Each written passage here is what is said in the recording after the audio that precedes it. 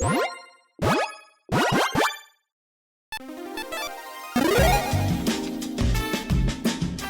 and welcome to the Commander's Quarters. I'm your host, Mitch. Glad to have you here. Here at the Commander's Quarters, we're all about Commander on a budget. Today we have an episode of Commander's 2 Cents. On episodes like these, I give you my own personal take on topics about the format in general and current news. This show and episodes like this one are possible thanks to viewers like you. If you're looking for an easy way to help support this show, make sure that you like, share, and subscribe. Also, hit that bell notification icon so you don't miss any new episodes. And while you're at it, subscribe and review our podcast as well. You can also go check out our playmats and other merchandise at thecommandersquarters.com. Another easy way to support this show is with our TCG player affiliate links. So whether you're buying a deck or individual cards, you can use this general link right here or one in the description. And the final way that you can support this show is by supporting us directly by becoming a patron. There are many benefits to being a patron, and I truly couldn't do this without all of their support. Hey everyone, Mitch coming in from the Commander's Quarters studio, and today's topic is going to be a fun one. It's going to be the most difficult alternative win conditions in Commander. So, not all alternative win cards are obviously made to be on the same level as each other. There are certain ones that are difficult, and there are certain ones that are pretty easy to pull off and you might see more often. But today we're going to tackle the tough ones, or at least in my opinion, the tough ones. So yeah, disclaimer. This is all my opinion. Obviously, there's no, actual ranking out there of this one is obviously the most difficult or this one's the easiest. It's going to change from person to person on what people decide is easy and not easy. So these are just my picks for the most difficult ones. And yeah, they might just be kind of a challenge for you to pull off if, that's your thing, if that's what you'd like to do with your deck. So let's jump into it. First, I want to make a quick note. I'm not bringing up ones today, or at least I won't be going through in further detail. Ones that are currently impossible in Commander, like Battle of Wits, since you can't have more than 100 cards in your deck, Battle of Wits does not work. And you cannot have a sideboard to get extra cards from with wishes and stuff like that. That's also not allowed according to the actual rules of Commander, so I'll just stick with that. Hedron Alignment is another one that will not work either because you need basically 4 copies or at least 3 copies of Hedron Alignment to actually make it work. Again, not going to get really too into the weeds there. Also not going to tackle the banned in Commander cards like Coalition Victory or any of the uncards like As Luck Would Have It. Those are not going to be in consideration for most difficult ones to pull off. So with that out of the way, let's jump into my first pick, and these are in no particular order, except for the last one I think is probably the most difficult, so let's just stick with that. The rest of these are kind of very difficult to pull off, kind of in their own right. And the first one's going to be Mechanized Production. Mechanized Production is an aura that says, enchant artifact you control. It costs 2 blue. It says at the beginning of your upkeep, create a token that's a copy of enchanted artifact. Then if you control 8 or more artifacts with the same name as one another, you win the game. So on its face, this can be pretty difficult to pull off, even if you're just enchanting, an artifact on the field. Let's say you've got, a mana rock out there and you enchant it, and then you keep getting, you've got to wait how many turns? 7 turns essentially to get a copy and then another copy and another copy. Maybe you've got some other spells that can copy. It might be a little bit easier if you use something like Mishra's Self-Replicator, basically that can copy itself. So if you get this on your Mishra's Self-Replicator and you've already got other copies on the board of it, cool, you can do that. The thing about alternative win conditions that makes them difficult, at least some of them, is when they say at the beginning of your upkeep, and that's kind of when it happens, because you've got to kind of protect your position and protect the alternative win con that other people see coming until your next turn, essentially, unless you've got a way to flash it in or whatnot. Another way that this can really work, that you can actually kind of make it a bit easier for yourself, though, is tokens. So something like a Psy Master Thopterus that makes a ton of Thopter tokens. You can just get 8 Thopters out there, put this on there, and then wait, essentially, and then you can win from there. Treasure tokens might be another way to go about it. So something like a Spell Swindle, which can give you a ton of tokens when you counter something, and you've got other ways to make treasures too. So that is probably the easiest direction to pull this off if you're going to try to win with Mechanized Production, winning through creating artifact tokens.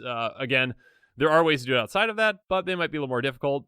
So yeah, that's the first one I'm going to bring up. Another one, which is kind of similar, but not, is going to be Hellkite Tyrant. Hellkite Tyrant is a 6/5 dragon with flying and trample that costs 4 red, so 6 mana in total.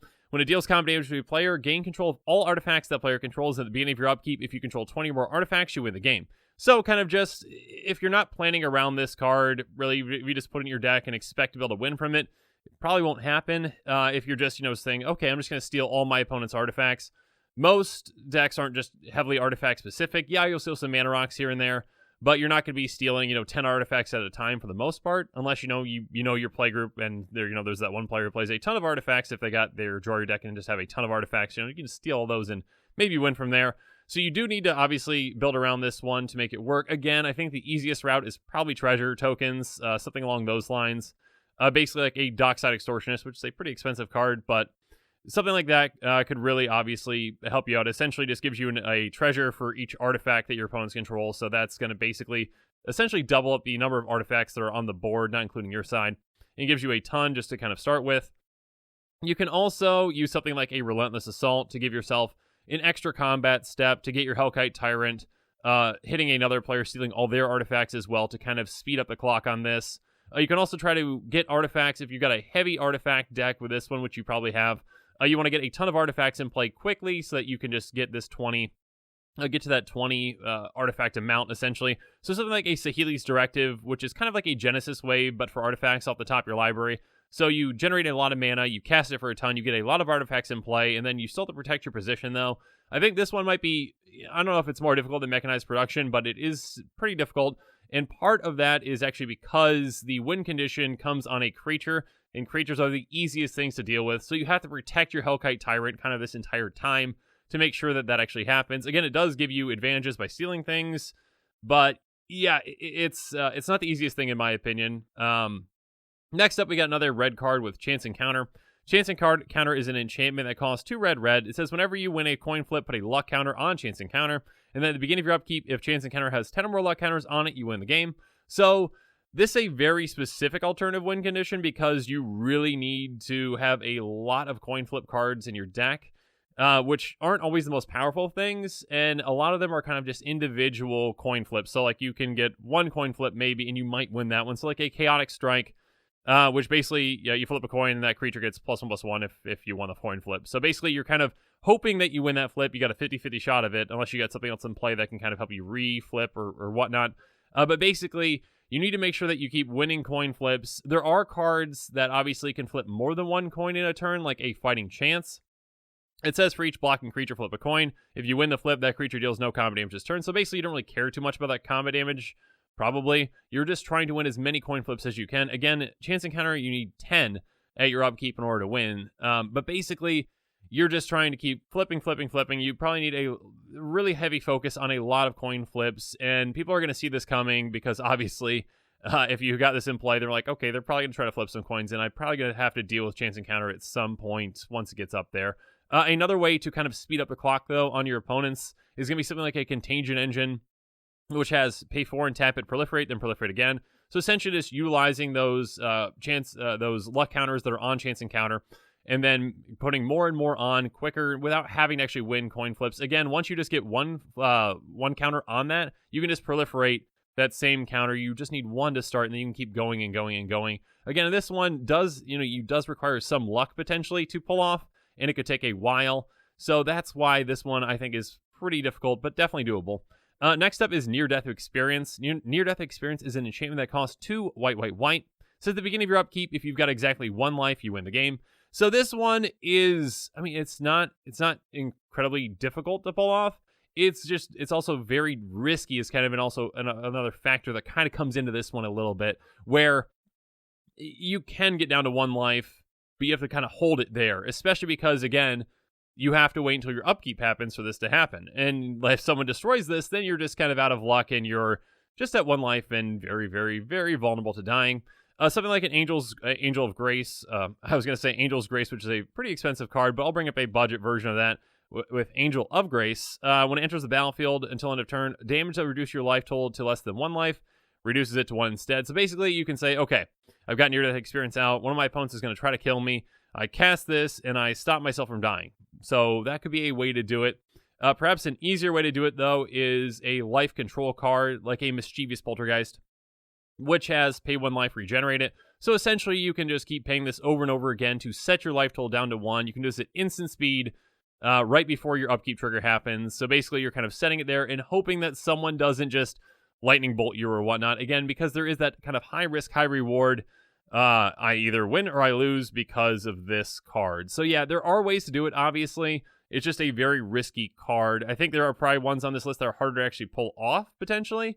But this one is kind of you're going all in on this, and if you don't get it, you're probably going to lose. So next up, we've got Azor's elocutors. It's a 3/5 human advisor that costs 3 Azorius. Says at the beginning of your upkeep, put a filibuster counter on Azor's electors. Then if Azor's elocutors, I'm saying that name completely wrong, I'm sorry, probably. Has 5 or more filibuster counters on it, you win the game. Whenever a source deals damage to you, remove a filibuster counter from it. So essentially, you're trying to prevent your opponents from hitting you with anything, and you're trying to get those filibuster counters on this. Again, that first one is crucial to get on it, because after you get that, then you can do other things to it. But you're going to try to prevent your damage, through mostly combat, I would assume. Depending on the meta, obviously, there might be someone with a ping deck, there might be someone with, a Perforos deck that's going to be different, but something like a Ghostly Prison can help you out for most circumstances. Creatures can't attack you unless their controller pays 2 for each creature they control that's attacking you. So basically, you're just going to sit there and you're going to Pelifort up and you're going to say, okay, hopefully no one hits me. I've got other things to stop players from hitting me. I've got ways to prevent damage, potentially. Something like a Solitary Confinement could come in really handy for this. Basically, at the beginning of your upkeep, you sacrifice unless you discard a card from your hand, you skip your draw step, you can't be the target of spells or abilities, and you prevent all damage that be dealt to you. So obviously, preventing all damage dealt to you is huge for this. So basically, you're just like sitting back and hoping to continue to do this. Again, if you're just doing this without any kind of other effects, you need to wait 5 full turns around the table, and that's a lot of chances your opponents have to either get rid of Azor's elocutors or to deal damage to you in some manner. You obviously want to, once you get that first filibuster counter on, though, proliferate to kind of make it a lot quicker of a clock. So Inexorable Tide says whenever you cast a spell, proliferate. So that can really help with this. There are other cards in blue especially that can help proliferate, so you can really kind of take advantage of that. Again, I think the difficulty in Azor's elocutors is also kind of like Hellkite Tyrant, that this is a creature, and creatures are pretty easy to deal with, so you're kind of really going all in on this strategy that's based around a creature, and it could be difficult to pull off if you can't protect it. So, yeah, I mean, it is doable, but it is difficult in my opinion. But now let's move on to our next one, which many people have kind of been equating to like a Coalition Victory. But again, Coalition Victory is banned in Commander, but this one is not. Because there are some more stipulations, this one is a bit more difficult to pull off. A lot more difficult to pull off. It's Happily Ever After. Happily Ever After is an enchantment that costs 2 and a white. When it enters the battlefield, each player gains 5 life and draws a card. At the beginning of your upkeep, if there are 5 colors among permanents you control, there are 6 or more card types among permanents you control and or cards in your graveyard, and your life total is greater than or equal to your starting life total, you win the game. So this one does have a lot of stipulations on it, like a lot of requirements, and then also, again, it's an upkeep trigger. So basically, you've got to wait until your upkeep and hope that you've got all these things still intact. Even if you've got it intact on your turn, if you pass around, your opponents are going to have time to interact. They're going to have time to try to stop you. They're going to have time. They can do one of many things. Again, you need to basically hit 3 different requirements in order for this to actually work. So there's a lot of things they can do to stop you. That first requirement, you can usually just meet that with your commander. If you've got a 5-color commander, obviously.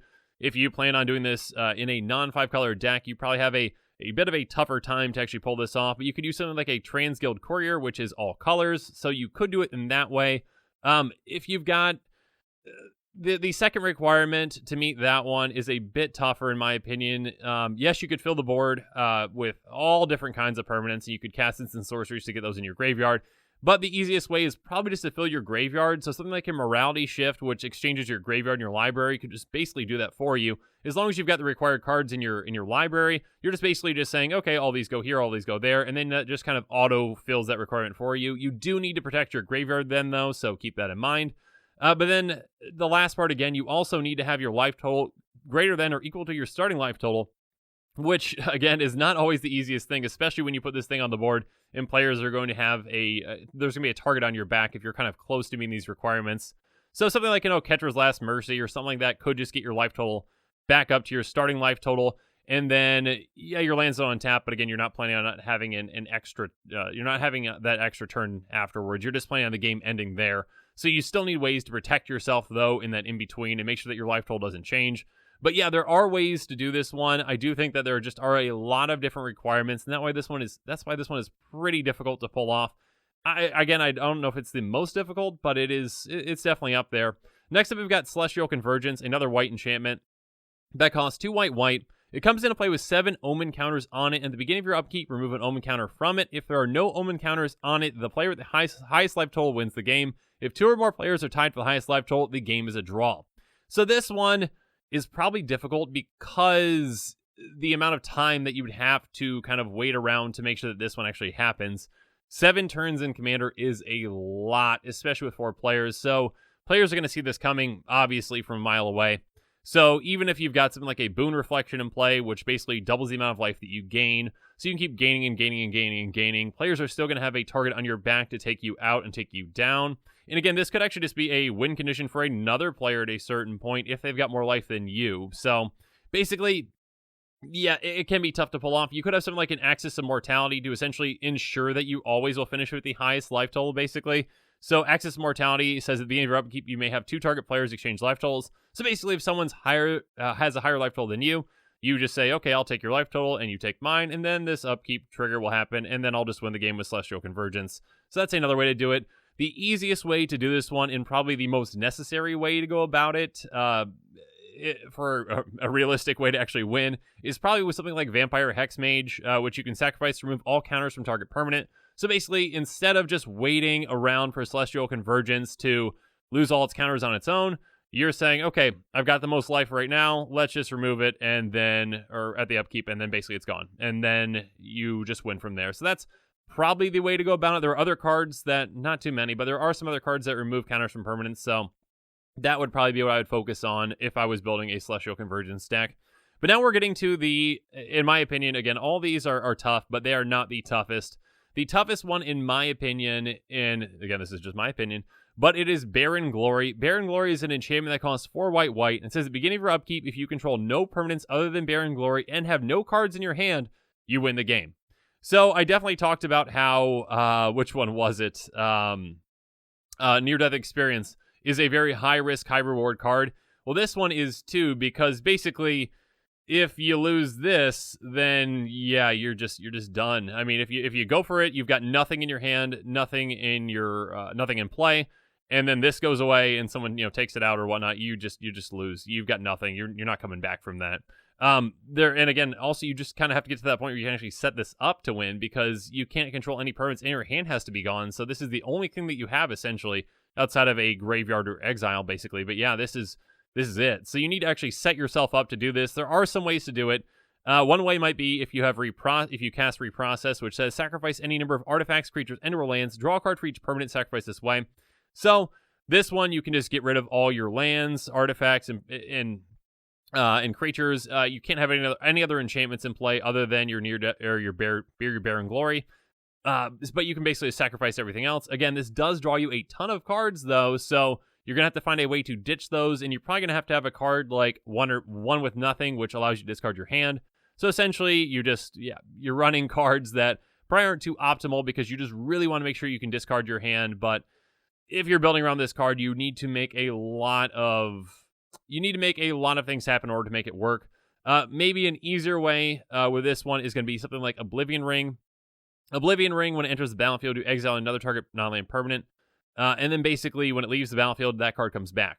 So you cast Oblivion Ring on your Barren Glory. Your Barren Glory goes away. It's in exile. And once Oblivion Ring leaves, then it comes back into play.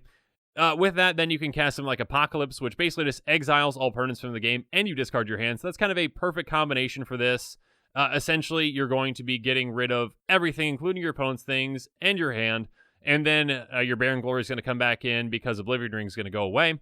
And then you're going to wait until your upkeep, and hopefully it'll stay around for then. So again, there are things that your opponents can do to get rid of that, and then you just be out of luck. But yeah, it's a high-risk, high-reward play. Again, it's pretty difficult to pull off, and in my opinion, it is the most difficult alternative win condition out there. But yeah, I think that's the entire list for today. So in the comments below, let me know what you think, though.